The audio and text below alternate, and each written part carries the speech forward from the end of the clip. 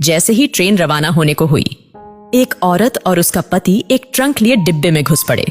दरवाजे के पास ही औरत तो बैठ गई, पर आदमी चिंतातुर खड़ा था। जानता था कि उसके पास जनरल टिकट है और ये रिजर्वेशन डिब्बा है। टीसी को टिकट दिखाते उसने हाथ जोड़ दिए।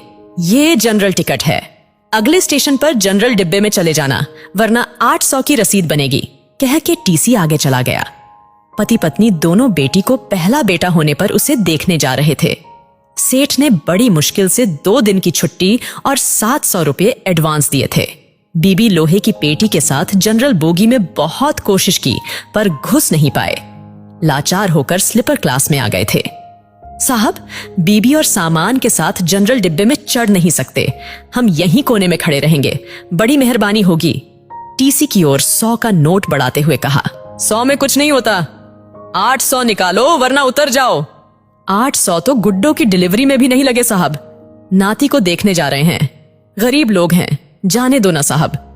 अब की बार पत्नी ने कहा, तो फिर ऐसा करो 400 निकालो, एक की रसीद बना देता हूं, दोनों बैठे रहो।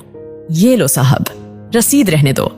200 रुपये बढ़ाते हुए आदमी बोला, नहीं नहीं, रसीद 2 बनानी ही पड़ेगी, ऊपर से आर्डर है, रसीद तो बनेगी ही।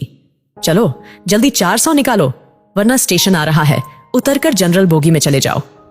इस बार कुछ डांटते हुए टीसी बोला। आदमी ने 400 रुपए ऐसे दिए मानो अपना कलेजा निकाल कर दे रहा हो।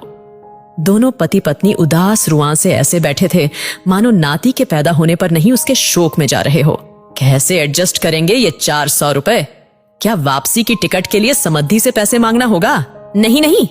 आखिर में पति बोला, 100-150 तो मैं ज्यादा लाया ही था, गुड्डो के घर पैदल ही चलेंगे, शाम को खाना नहीं खाएंगे, 200 तो एडजस्ट हो गए, और हाँ, आते वक्त पैसेंजर से आएंगे, 100 रुपए बचेंगे, एक दिन जरूर ज्यादा लगेगा, सेठ भी चिल्लाएगा, मगर मुन्ने के लिए सब सह लूंगा, मगर फिर भी ये तो 300 ही हुए।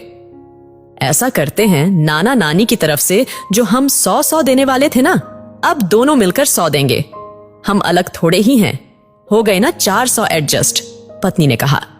मगर मुन्ने में कम करना। और पति की आंख छलक पड़ी।